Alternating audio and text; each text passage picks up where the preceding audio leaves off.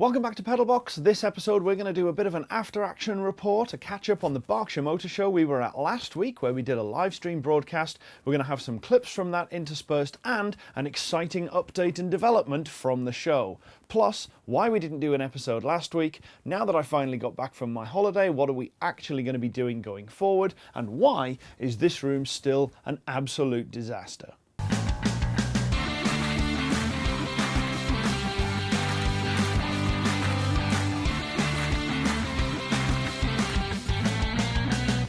So first of all, let's start with the elephant in the room. Not that you can actually fit an elephant in this room at the moment, because there is stuff absolutely everywhere. And unfortunately, this is fairly typical at the moment of what happens when we go out to do a live broadcast, or indeed when we go out to do a road trip, and everything has to be packed up and moved out. Unfortunately, this room has never really been set up that well for storage. We've got a nice big shelf over this side with a lot of boxes on, and then I continue to buy more boxes, more things, and ultimately we've run out of space. So everything is piled on top of everything else, and to get to anything, it means pretty much everything in the room has to come down to get what we need, and that is not efficient. Fortunately, what you might just be able to see on the left side is some old wardrobes that we got from one of our subscribers and friends. He's moved out of his place and didn't need these wardrobes anymore. So these are going to turn into some great storage all down that side of the room, which will hopefully alleviate a huge amount of the problems that we have. So this episode is going to be a bit of a behind the scenes into how we make PedalBox, the setup that we have, and obviously a little bit more of the studio that you don't tend to see on the live stream, because all we have is a camera looking this way into what should be the tidiest area. Now this is our recording booth where we used to do a lot of the voiceover stuff. Unfortunately, it's a little bit impractical for what we actually need to do, because a lot of it I need to do in front of Premiere at my desk, so we've re-rigged that all upstairs. So this is a little bit superfluous now. However, it does still make a really nice frame, and we've got a seat in here that people can sit on if they're joining us, if we've got guests or anything like that, which we hope to be doing more of. So if you are another YouTube channel and you'd like to come on and be a guest on Autoholics Anonymous, definitely reach out to us and we will get you down and we can talk about your channel and all of your projects as well. So with this all out of the way, hopefully we'll be able to see a little bit more of what we actually have in the studio and what the problem is. Because at the moment, everything on this side, oh, that doesn't fit under there. That's going to beat that up. Okay, maybe,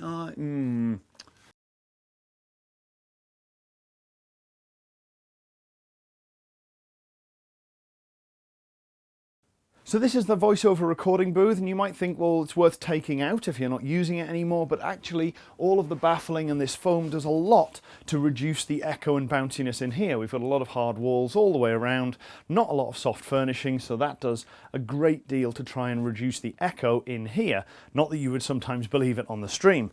The plan is to use all of those shelves and go right the way from that side at this height, so we've got more sturdy box space up there. So hopefully next time we do a live stream and we have to dismantle this whole place, or at least dismantle all of the boxed storage to get things out to take with us, we should be okay. And on this side of the room is where all of the tech actually lives. We've got a broadcast panel, a 1ME, the sound desk, and normally up here is all cabling. And at the moment, that is not even made it back into the room yet, which is why this is almost accessible to walk around. It definitely isn't all that great, but there's so much stuff. Like up here, we have a big jib head that we don't actually use that often, but when we do, it's really, really handy. It just doesn't need to be that easily accessible necessarily, so it can live up on the top of the sound booth. Now, it's not just this room that turns into an absolute nightmare every time we go out, because usually when we're prepping the car, we get even worse at tidying up than we normally are.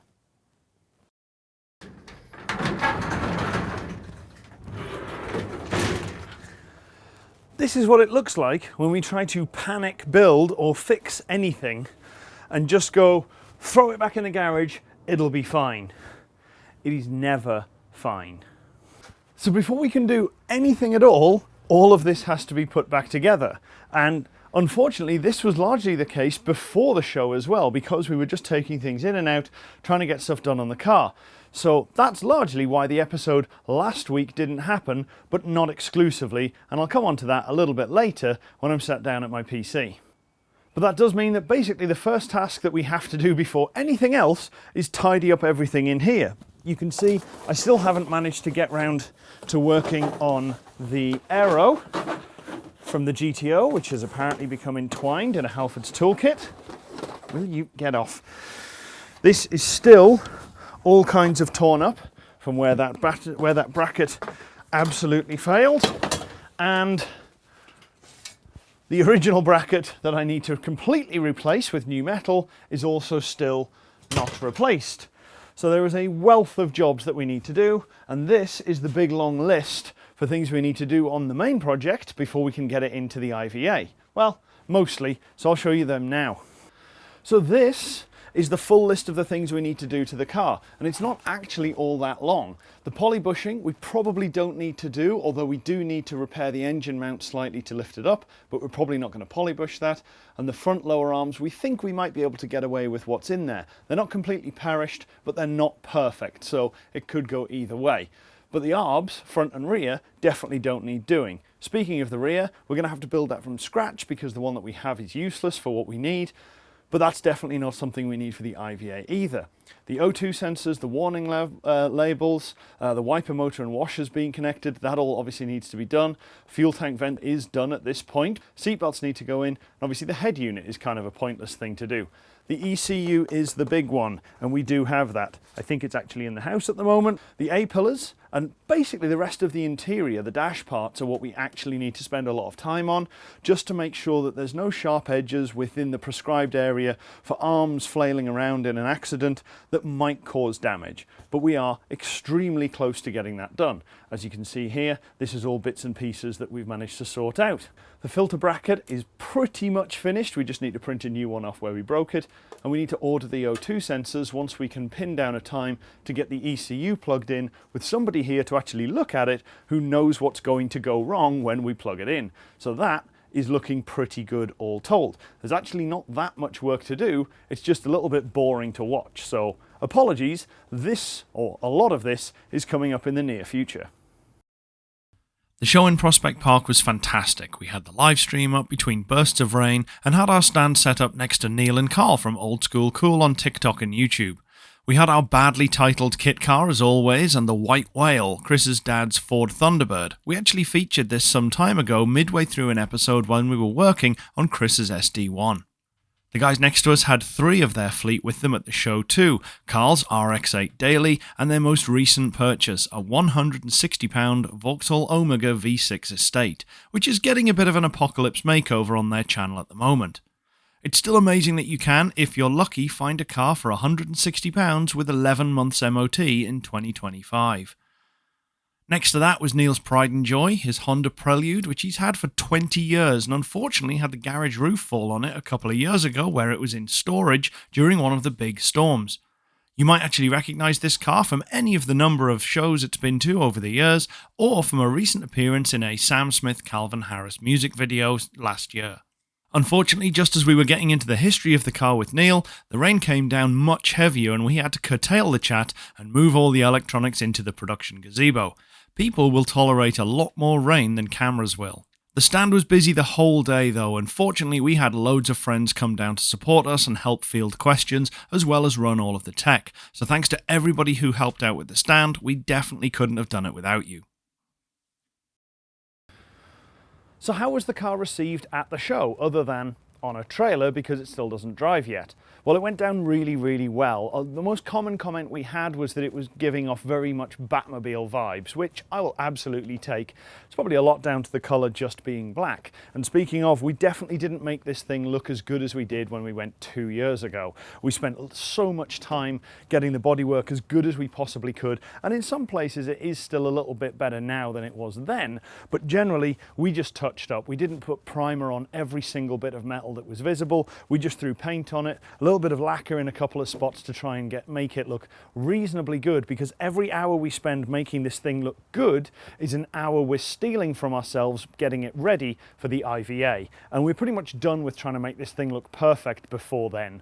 It's good enough, it's black all over, I mean it's little bits of blue as well from where the tarp appears to be flaking off, but even so, We had some really good compliments about the body itself. One guy who actually owns a body shop, he came over and was taking a look at it and kind of being very touchy-feely, sort of, you know, I wanted to see and check it before I said something, but he said for two guys who've never been trained working on a driveway in these conditions, this finish is really, really good. And I will take that to the bank. I know it's not a good finish. He knows it's not a good finish. But for the circumstances and the experience, I am really pleased with how good this looks. I will definitely take that as the compliment it was meant to be and not the criticism that we don't actually know what we're doing, because ultimately we don't. Now, the other massive compliment that we received at the show was we won an award. We won an award for the best customized car at the show. And frankly, I didn't even know they did awards at the Berkshire show because we've never won one before, and we certainly probably weren't the best one there. But this was a real pleasure to be singled out and announced as being the winner of best customized. It's a Lotus PedalBox garage. Turn round. All right. 6 miles. Hey. Lovely. Thank you, guys. Thank you very much. So the trophy was an extra special surprise in addition to winning. Thanks to Steph for putting on the show. She wasn't doing the judging. She put it out to some photographers who were going around and covering everything. So they saw everything at the show and could have a really good idea of what was there. And they picked us out as best customized, which frankly is just astonishing considering it's not finished. That means we have to make it look and be better for next year to try and win it again. Now, I said there was another reason why we didn't get an episode out last week, on top of last minute prep of this, getting everything ready for the show, de-rigging things in the studio to get all the video ready, and that is because my computer has not been playing ball, and I'm not entirely sure why. But for a bit more on that, we're going to jump to another behind the scenes location, my editing desk up in the office.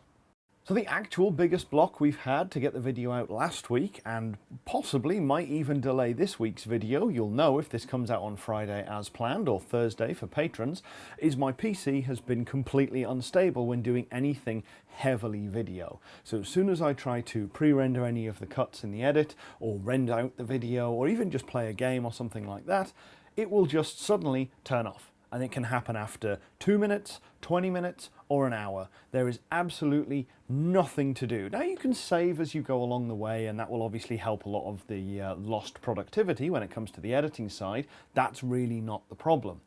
The problem is when you try to actually render something out, and it will just die. And because there's no event log, there's nothing to say why it died, there's nothing failing, it just cuts off. We've kind of diagnosed it down to a probable power issue.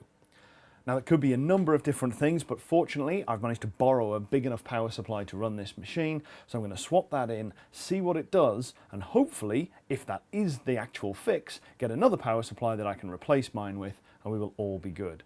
If it's not, it means a graphics card, and that's a significantly bigger outlay. So hopefully, it is not. It is just a power thing, which is what all diagnostics are currently pointing towards, but as I say, you'll know if this episode is on time. I've basically fixed the problem.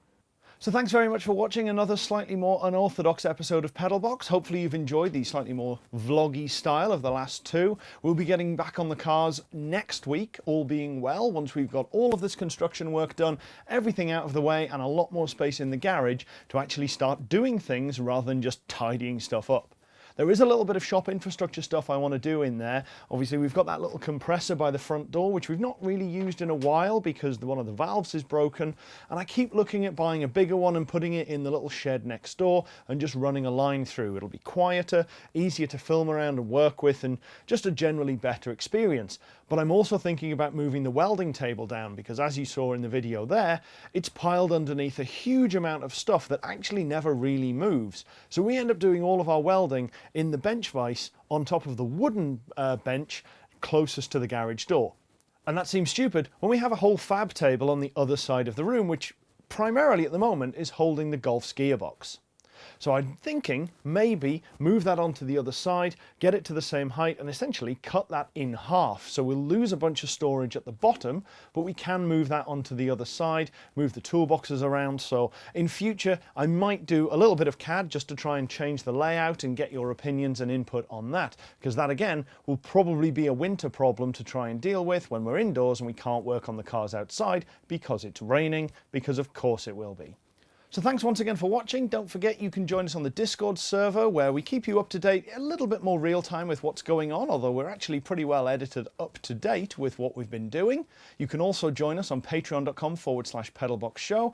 And if you are a patron, you'll also get discount on any merch, any t-shirts, hats, whatever you'd like to buy at shop.pedalbox.show. We have some more designs coming this year, plus we're re-releasing some of the old ones with some little tweaks here and there just to make some aesthetic changes. So if you are going to do that, maybe become a patron first, get your discount, and everybody wins. Make sure to subscribe to the channel, hit the little bell so you'll get notified when we're back on track working on the cars again too, and thanks once again for sticking with us through this slightly tumultuous couple of episodes. See you then.